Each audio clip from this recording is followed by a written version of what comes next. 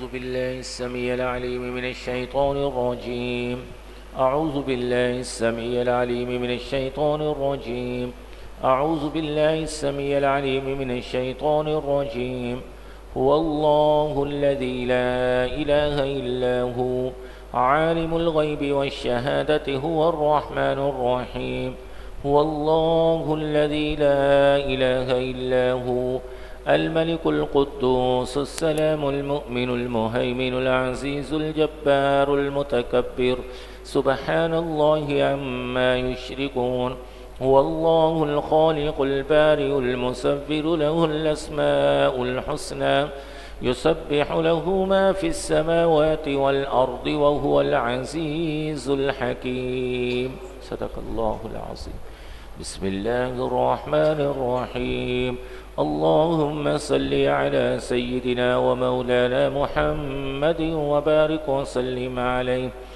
اللهم ربنا آتنا في الدنيا حسنة وفي الآخرة حسنة وقنا عذاب النار اللهم أنت السلام ومنك السلام وإليك يرجع السلام حينا ربنا بالسلام وأدخلنا الجنة دار السلام تباركت ربنا وتعاليت يا ذا الجلال والإكرام اللهم أجرنا من النار اللهم أجرنا من النار اللهم أجرنا من الشيطان اللهم واحفظنا فإنك خير الحافظين اللهم اهدنا الصراط المستقيم إن الله وملائكته يصلون على النبي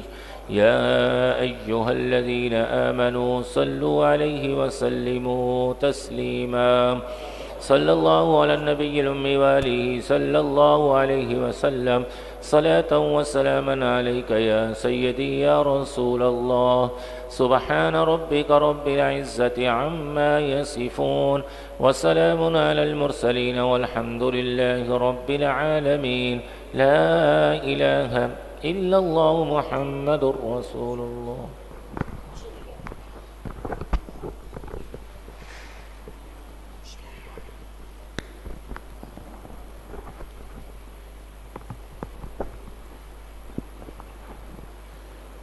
نحمده ونصلي على رسوله الكريم أما بعد فأعوذ بالله من الشيطان الرجيم بسم الله الرحمن الرحيم إن الله وملائكته يصلون على النبي يا أيها الذين آمنوا صلوا عليه وسلموا تسليما اللهم صل على سيدنا ومولانا محمد معدن الجود والكرم وآله وصحبه وبارك وسلم صلاة وسلاما عليك يا سيدي يا رسول الله صلی اللہ علیہ وآلہ وسلم۔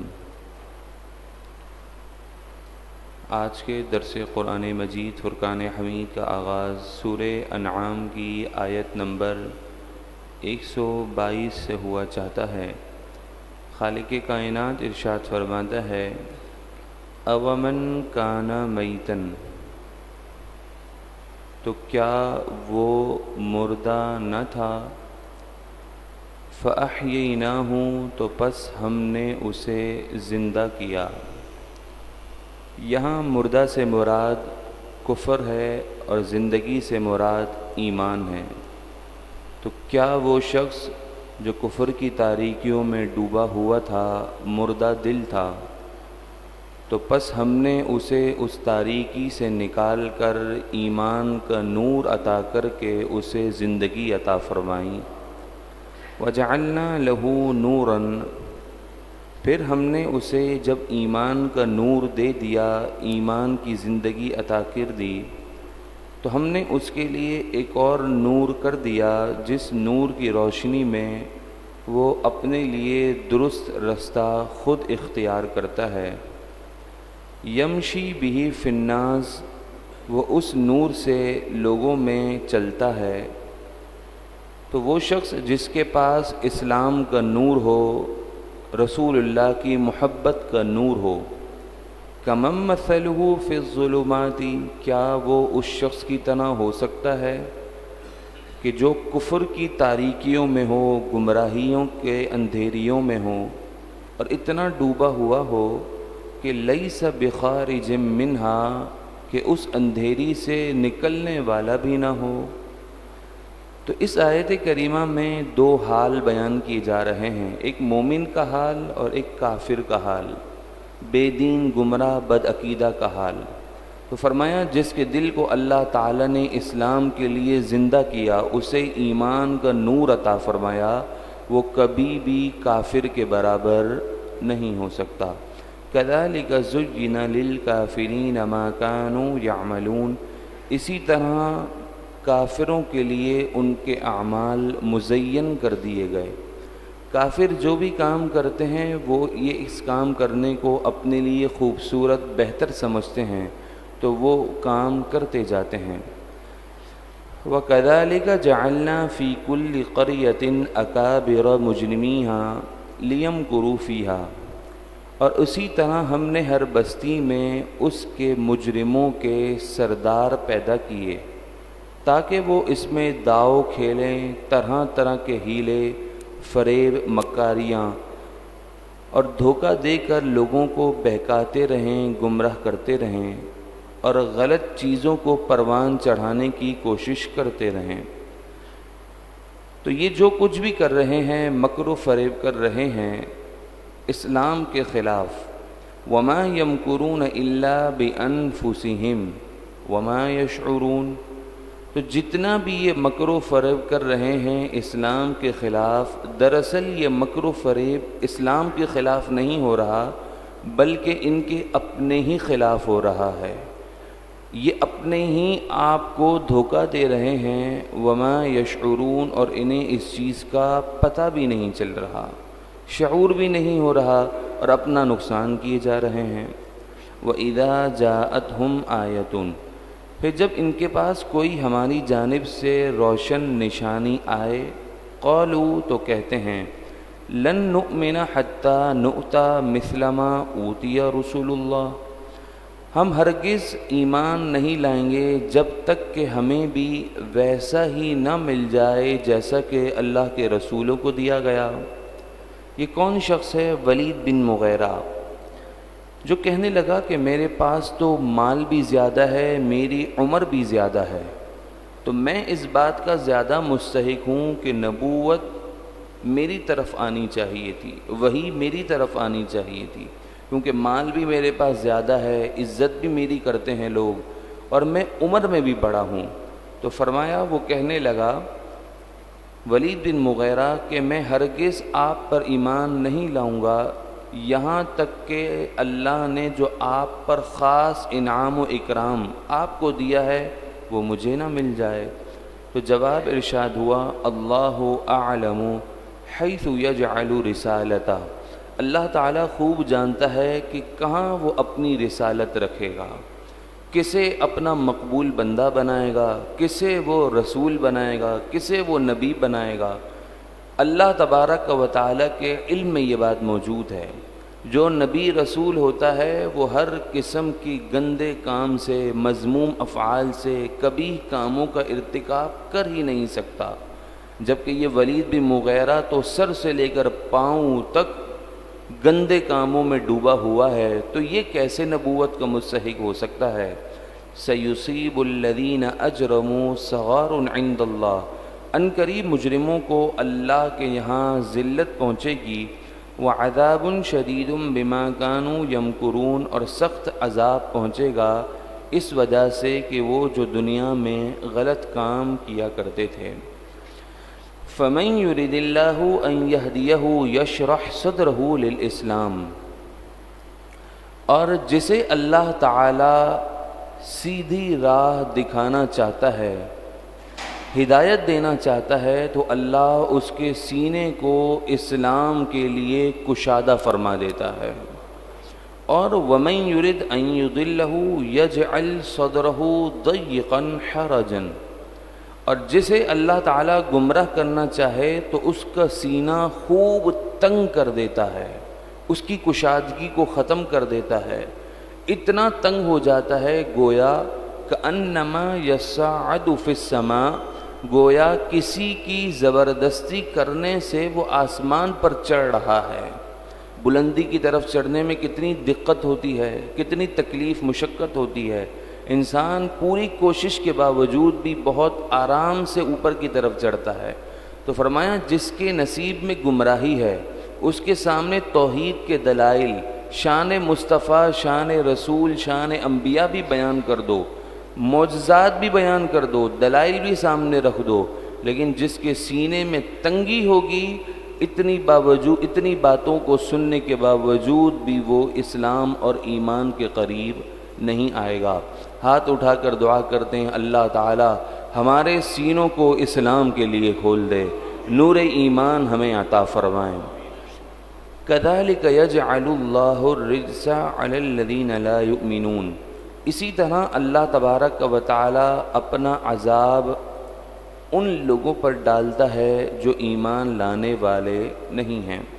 وَهَذَا صِرَاطُ رَبِّكَ مُسْتَقِيمًا، اور یہ دین اسلام تمہارے رب کی طرف سے سیدھی راہ ہے، سیدھا رستہ ہے۔ قَدْ فَصَّلْنَا الْآيَاتِ لِقَوْمٍ يَذَّكَّرُونَ، ہم نے اپنی آیتیں تفصیل سے بیان کر دی ہیں اس قوم کے لیے جو واقعی نصیحت قبول کرنے والی ہے۔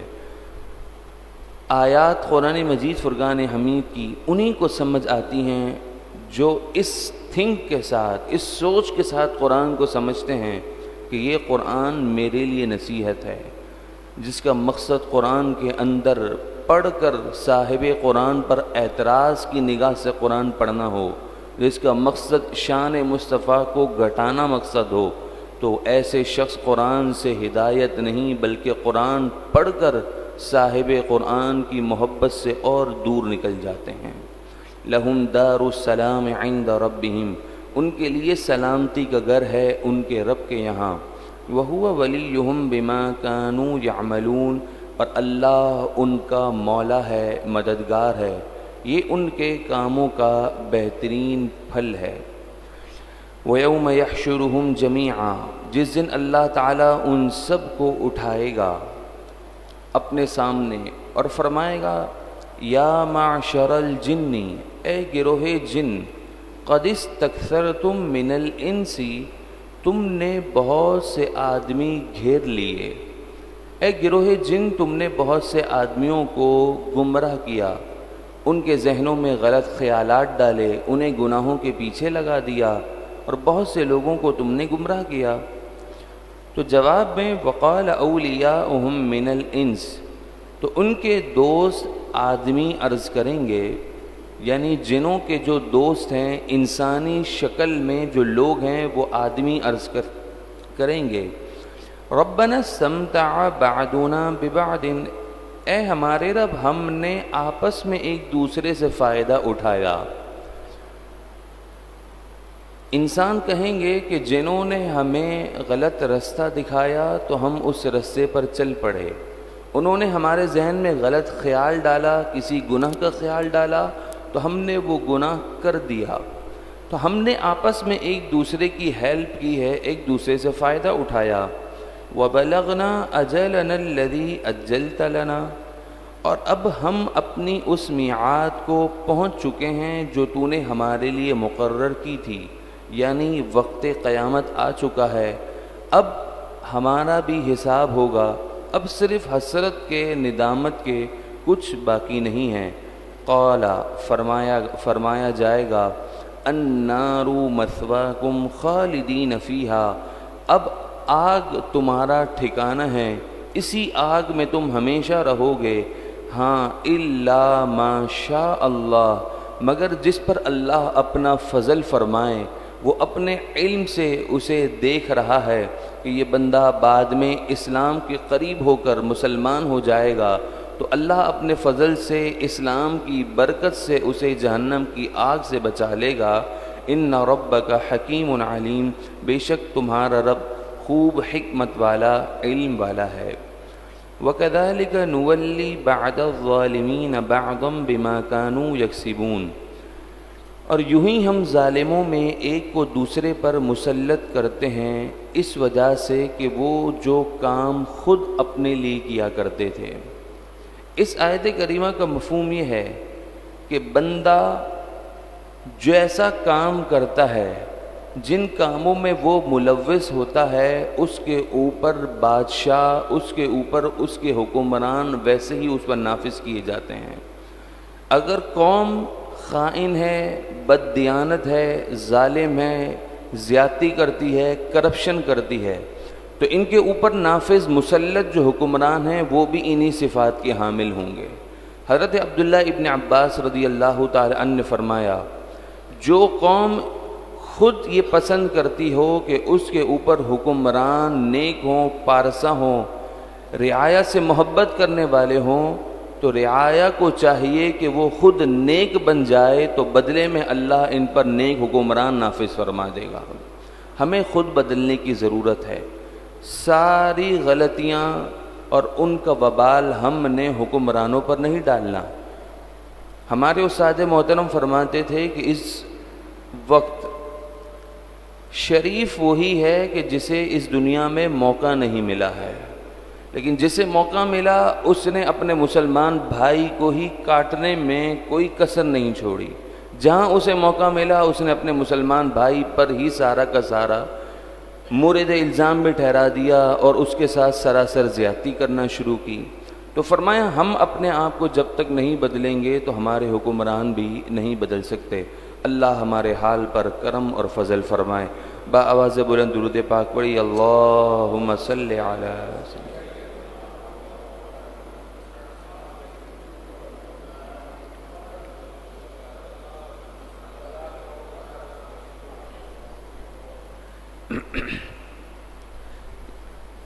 ارشاد ربانی ہے، یا معشر الجن والانس، اے گروہ جن و انس، الم یأتکم رسل منکم، کیا تمہارے پاس میرے رسول نہ آئے تھے؟ یقصون علیکم آیاتی، کیا انہوں نے میری آیات تمہارے سامنے تلاوت نہ کی تھیں؟ وَيُنذِرُونَكُمْ لِقَاءَ يَوْمِكُمْ هَذَا، اور میرے رسولوں نے تمہیں آج کے دن کی ملاقات یعنی قیامت کے دن جو ملاقات ہونی ہے اس سے ڈرایا نہ تھا، خوف نہ دلایا تھا؟ قالوا، کہیں گے، شہدنا علی انفسنا، اے مالک تیرے رسول بھی آئے تھے، انہوں نے ہم پر قرآن پاک کی تلاوتیں بھی کی تھیں، قیامت کی ہولناکیاں اور قیامت کے عذاب سے ہمیں خوف بھی دلایا تھا، مگر ان تمام چیزوں کے باوجود ہم نے تیرے رسول، تیرے نبیوں کا اقرار نہیں کیا، ان کا انکار کر دیا۔ شہیدنا علی انفسنا، وہ کہیں گے اپنی جانوں پر گواہی دیتے ہوئے۔ یہ خود اس بات کا اقرار اس وقت کریں گے کہ جب ان کے جسم کے اعضاء خود ان کے خلاف گواہی دیں گے۔ وغرتہم الحیات الدنیا، اور انہیں دنیا کی زندگی نے دھوکے میں ڈال دیا، یہ دنیا کی زندگی کو ہی اصل زندگی سمجھنے لگے اور آخرت کی زندگی پر ایمان رکھتے ہی نہیں تھے، اور سمجھتے تھے کہ بس یہی زندگی اصل زندگی ہے، جو کرنا ہے یہی کرنا ہے۔ وَشَهِدُوا عَلَىٰ أَنفُسِهِمْ، اور خود اپنی جانوں پر گواہی دیں گے کہ أَنَّهُمْ كَانُوا كَافِرِينَ، کہ بے شک وہ کافر تھے۔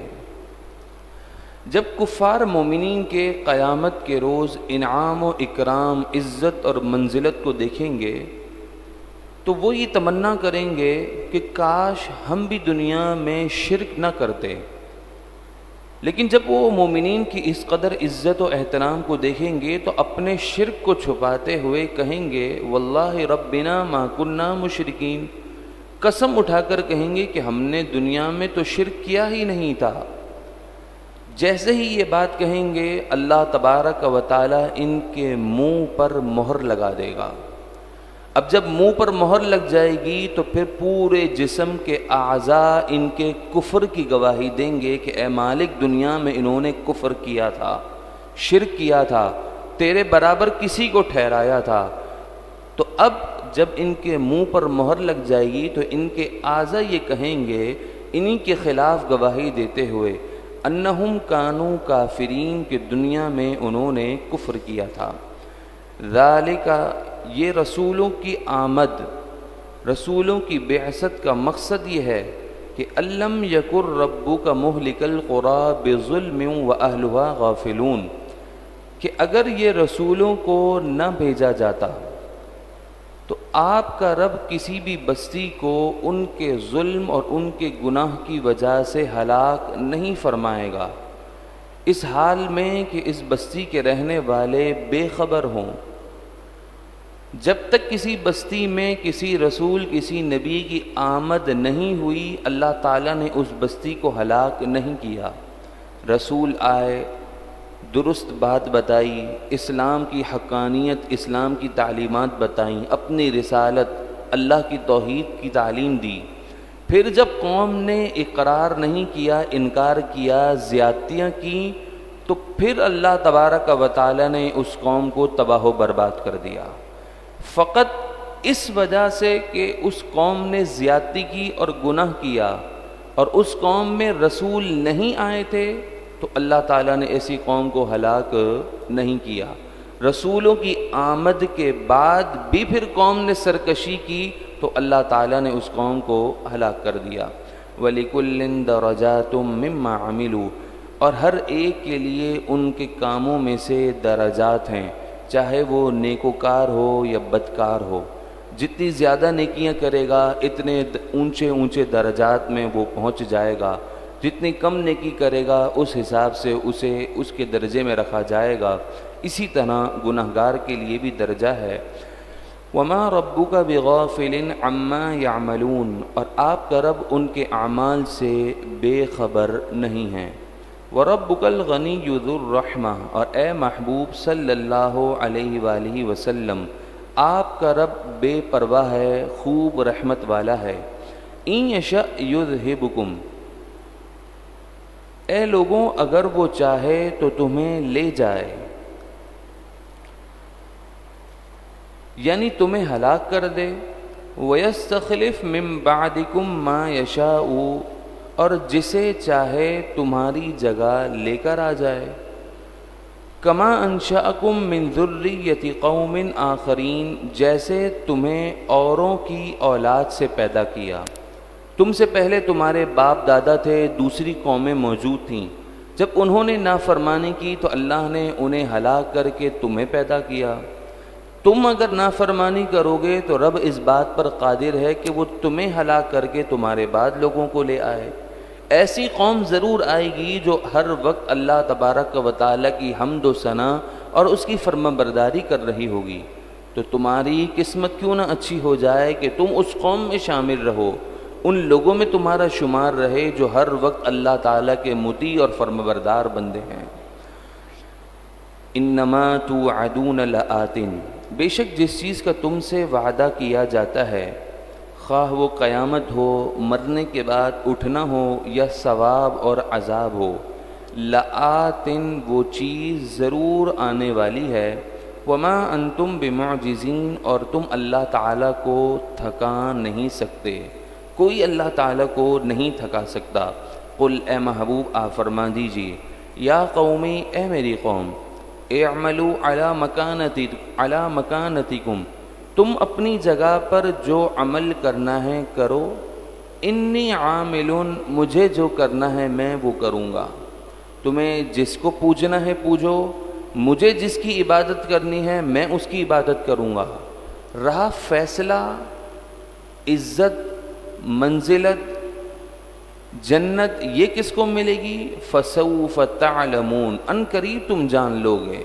من تکون لہ عاقبۃ الدار، کس کے لیے آخرت کا عزت والا گھر ہوگا، ان قریب تم اس بات کو جان لو گے۔ یعنی اس آیت کریمہ میں یہ بتایا جا رہا ہے تمہیں جو کرنا ہے کر لو، اسی مفہوم کی بات قرآن مجید فرقان حمید کے مفہوم سے اخذ شدہ بات امیر المجاہدین علامہ خادم حسین رضوی فرماتے تھے کہ حشر کو ہوگا یہ معلوم کہ جیتا کون اور ہارا کون۔ تمہیں اس دنیا میں جو کرنا ہے کر لو، ہمیں جو کرنا ہے ہم وہ کر لیں۔ تم ناموس رسالت کے محافظین کے خلاف پرچے کاٹو، انہیں قید و بند کی صعوبتوں میں ڈال دو، وہ تمہارا کام ہے، لیکن ہم ناموس رسالت کے پہرے دار ہیں، حضور کے غلام ہیں، نظام مصطفیٰ کی ضرور بات کریں گے۔ رہی بات آخرت کی، من تکون لہ عاقبۃ الدار، ان قریب تم جان لوگے کہ آخرت کا عزت والا گھر کس کا ہوتا ہے، جو دنیا میں اللہ اور اس کے رسول کا مطیع فرمانبردار ہو، یقیناً آخرت کا گھر بھی اسی کے لیے ہی ہوگا۔ انہ لا یفلح الظالمون، بے شک ظالم فلاح نہیں پاتے۔ وجعلوا للہ مما ذرأ من الحرث والانعام نصیبا، یہاں سے مشرکین کے کچھ عجیب و غریب طور طریقے بیان کیے جا رہے ہیں جن کا اسلام سے کوئی تعلق نہیں۔ وہ کہنے لگے جو اللہ تبارک و تعالی نے کچھ مویشی اور کچھ کھیتیاں اور مویشی پیدا کیے ہیں، ان مشرکین نے ان مویشیوں اور ان کھیتیوں میں سے ایک حصہ اللہ تبارک و تعالی کے لیے فکس کر لیا، مقرر کر لیا۔ فقالوا، اور کہنے لگے، ھذا للہ بزعمہم، یہ ایک حصہ خالص اللہ تعالیٰ کے لیے ہے، اور اپنے کھیتیوں اور مویشیوں میں سے ایک حصہ انہوں نے اپنے باطل معبودوں بتوں کے لیے فکس کر لیا، مقرر کر لیا۔ تو ان کے متعلق کہنے لگے وَھَذَا لِشُرَكَائِنَا، اور یہ ہمارے باطل بتوں کے لیے ہے، معبودوں کے لیے ہے۔ اب ان کے عجیب و غریب نظریات تھے۔ وہ کہتے تھے جو حصہ اللہ کے لیے مقرر کر لیتے، اگر اس میں سے کچھ بتوں والے حصے میں مل جاتا تو اسے چھوڑ دیتے تھے، اور اگر بتوں والے حصے میں سے کچھ اس میں مل جاتا تو اس کو نکال کر پھر اپنے بتوں کے حصے میں ہی شامل کر دیتے تھے۔ کیا مطلب یہ ہے کہ جو حصہ انہوں نے اللہ تعالیٰ کے لیے مقرر کیا تھا، اس حصے میں سے وہ غریبوں، محتاجوں، مسکینوں کو بھی کھلاتے تھے، اور جو حصہ انہوں نے اپنے بتوں کے لیے مقرر کیا تھا وہ حصہ اپنے بتوں کے لیے اس طرح فکس کرتے تھے کہ جو ان کے بتوں کے خدمت گزار ہوتے، خادمین ہوتے، وہ سارا مال انہی کو ہی دیتے تھے اور اپنے بتوں کے نام پر جانور ذبح کیا کرتے تھے۔ تو کیا ان کا نظریہ تھا؟ وہ کہتے تھے فما کان لشرکائہم فلا یصل الی اللہ، تو ان کا نظریہ تھا تو جو وہ حصہ ان کے شریکوں کا مقرر تھا اس کے بارے میں ان کا نظریہ یہ تھا کہ یہ حصہ اللہ تک نہیں پہنچتا۔ وما کان للہ، ہاں جو اللہ کے لیے انہوں نے مقرر کیا ہے، فہو یصل الی شرکائہم، تو یہ ان کے باطل معبودوں تک پہنچ جاتا ہے۔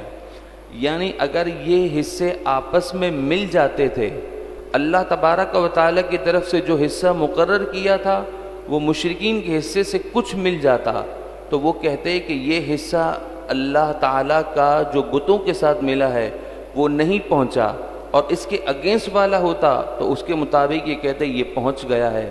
عجیب و غریب ان کی منطق تھی، بالکل جہالت تھی، بے وقوفی تھی۔ تو قرآن نے فرمایا ساء ما یحکمون، کیسی عجیب و غریب یہ باتیں کر رہے ہیں کہ اس کا حصہ اپنی طرف سے کہتے ہیں پہنچ گیا ہے، اس کا حصہ اپنی طرف سے کہتے ہیں نہیں پہنچا ہے۔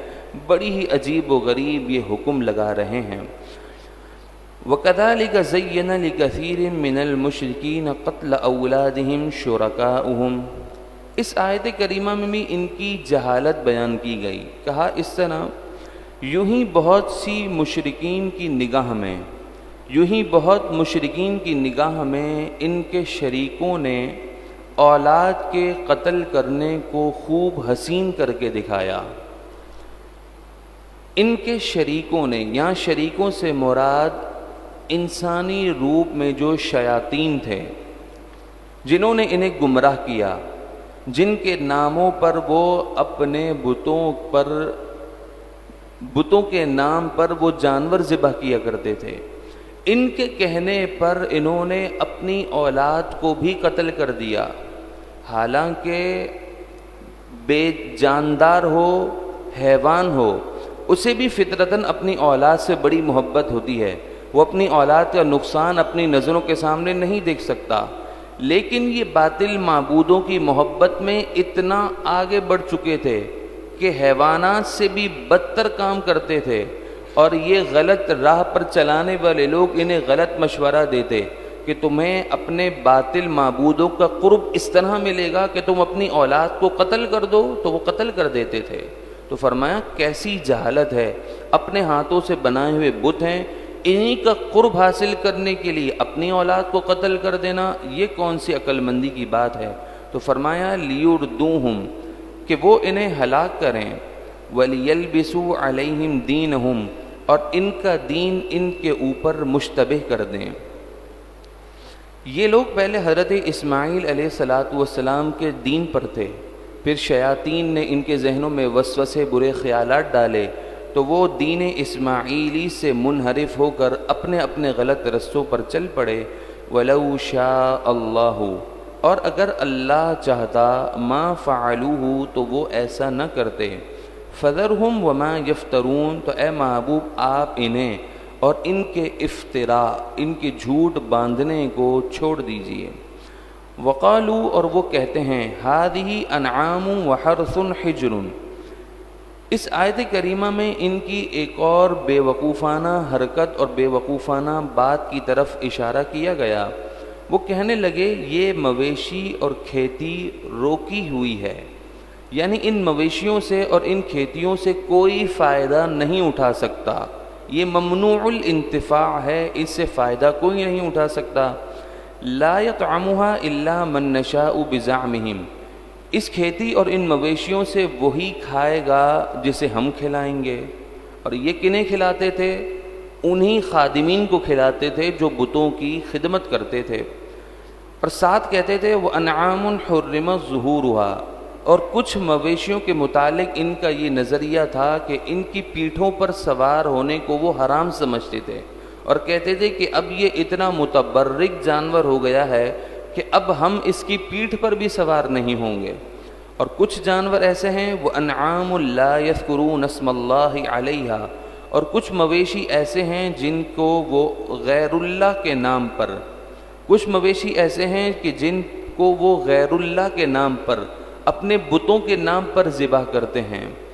افتراء علیہ، اللہ تعالیٰ پر جھوٹ باندھتے ہوئے یہ کہتے ہیں کہ غیر اللہ کے نام پر جو جانور ذبح ہو، اللہ نے ہمیں حکم دیا ہے کہ وہ حلال ہے، یعنی ہر اپنے غلط کام کی نسبت وہ اللہ تعالیٰ کی طرف کرتے تھے۔ سیجزیہم بما کانوا یفترون، تو عن قریب یہ اس اپنے افتراء کا بدلہ بہت برا اللہ کے یہاں پائیں گے۔ ہر چیز پر وہ اللہ تعالیٰ کی طرف نسبت کر دے، اپنے ہر غلط کام کو اللہ کی طرف منسوب کر دے، تو اس منسوب اور اس نسبت کرنے کا وہ بدلہ بہت برا اللہ کے یہاں پائیں گے۔ وقالوا، وہ بولے، ما فی بطون هذه الانعام خالصۃ لذکورنا، اس آیت میں بھی ان کی بے وقوفانہ اور احمقانہ حرکت اور اس بات کی طرف بیان کیا گیا۔ وہ کہنے لگے کہ یہ جو مویشی ہے اس کے پیٹ میں جو کچھ بھی ہے، اگر یہ نر ہو اور زندہ پیدا ہوا تو اس میں خاص ہمارے جو مذکر ہیں اسی کا ہی حصہ ہے۔ وَمُحَرَّمٌ عَلَىٰ أَزْوَاجِنَا، اور ہماری عورتوں پر پھر وہ حرام ہے۔ یعنی ایک مویشی ہے، وہ حاملہ ہے، اس کے حمل میں جو پیدا ہوگا اس کے متعلق بات کر رہے ہیں کہ اس حمل میں اگر کوئی زندہ نکلا تو یہ خاص ہمارے مرد ہی اسے استعمال کر سکتے ہیں، عورتوں پر حرام ہے۔ وَإِن يَكُن مَيْتَةً فَهُمْ فِيهِ شُرَكَاء، ہاں اگر اس حمل سے پیدا ہونے والا مردہ نکلا، مردار ہے، بے جان ہے، تو پھر سب اس میں برابر کے شریک ہے، مرد بھی استعمال کریں گے، عورتیں بھی استعمال کریں گے۔ عجیب و غریب ان کی باتیں ہیں۔ سیجزیہم وصفہم، ان قریب اللہ ان کی ان بیکار باتوں کا انہیں ضرور بدلہ دے گا۔ انہو حکیم علیم، بے شک وہ علم و حکمت والا ہے۔ قد خسر الذین قتلوا اولادہم سفہا بغیر علم، وہ لوگ جنہوں نے اپنی اولاد کو جہالت کی وجہ سے زیادتی کرتے ہوئے قتل کر دیا، انہوں نے اپنا بڑا نقصان کیا۔ جنہوں نے اپنی اولاد پر زیادتیاں کیں، زیادتی کی وجہ سے اپنی اولاد کو قتل کر دیا۔ زمانہ جاہلیت میں بچیوں کو زندہ درغور کر دیا جاتا تھا، زمانہ جاہلیت میں لڑکوں کو بھی زندہ مار دیا جاتا تھا، تو کہا ایسے لوگوں نے بہت بڑا اپنا نقصان کیا۔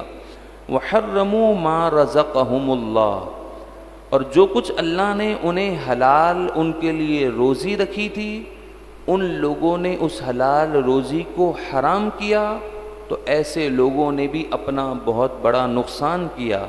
افتراء علی اللہ، کہ یہ سب کے سب اللہ پر جھوٹ باندھتے ہیں، اپنے ہر برے کام کی نسبت اللہ کی طرف کرتے ہیں، تو ایسے لوگ قد دلوا، وہ بہک چکے، وما کانوا مہتدین، اور انہوں نے ہدایت نہ پائی۔ اللہ تعالی ہم سب کو ہدایت کا نور عطا فرمائیں۔ الحمدللہ رب العالمین، والصلاة والسلام علی سید الانبیاء والمرسلین۔ اے مالک و مولا، ہماری حاضری کو اپنی بارگاہ میں قبول فرما، ہمارے گناہوں کو معاف فرما، اپنے فضل و کرم سے ہماری سیئات کو حسنات سے تبدیل فرما۔ اے مالک و مولا، اے پروردگار، جتنے مسلمان پریشان حال ہیں سب کی پریشانیاں دور فرما، جو بیمار ہیں انہیں صحت عطا فرما، جو بے روزگار ہیں انہیں حلال روزی عطا فرما، جو صاحب روزگار ہیں ان کی روزیوں میں برکتیں نصیب فرما۔ اے مالک و مولا، فلسطینی مظلوم مسلمانوں کی غیب سے مدد فرما۔ اے مالک و مولا، جو ان کے لیے درست آواز، حق کی آواز اٹھاتے ہیں، اے مالک و مولا، ان کی بھی غیب سے مدد فرما۔ اے مالک و مولا، اے پروردگار، حضور کے غلاموں کو ہر میدان میں کامیابی عطا فرما۔ اے مالک و مولا، درس قرآن میں روزانہ حاضر ہونے، استقامت کے ساتھ اے مالک اس کی دعوت عام کرنے کا سچا جذبہ عطا فرما۔ نور قرآن سے ہمارے قلوب و اذہان کو، ہماری زندگیوں کو، ہماری قبر کو پر نور منور فرما۔ آمین آمین آمین ثم آمین، بجاہ النبی الامین صلی اللہ علیہ وآلہ وسلم، برحمتک یا ارحم الراحمین۔ اعلان سماعت فرمائیں، انشاءاللہ تبارک و تعالی آنے والے اتوار کو اسی مقام پر محفل شکرانہ ادا کی جائے گی، جس کے اندر نور البرہان صلی اللہ علیہ وآلہ وسلم، جو ان اردو زبان میں انتہائی آسان ترجمہ ہیں، اس کے 5ویں سپارے کا انشاءاللہ مختصراً تعارف بیان کیا جائے گا۔ آپ احباب اس دعوت کو ضرور عام فرمائیں۔ مولایا صلی وسلم دائما ابدا علی حبیبک خیر الخلق كلهم یا ربی بالمصطفى بلغ مقاصدنا واغفر لنا ما مضى یا واسع الكرم مولایا صلی وسلم دائما ابدا علی حبیبک خیر الخلق كلهم وصلی اللہ تعالی علی خیر خلقہ محمد وعلی آلہ وصحبہ اجمعین برحمتک یا ارحم الراحمین۔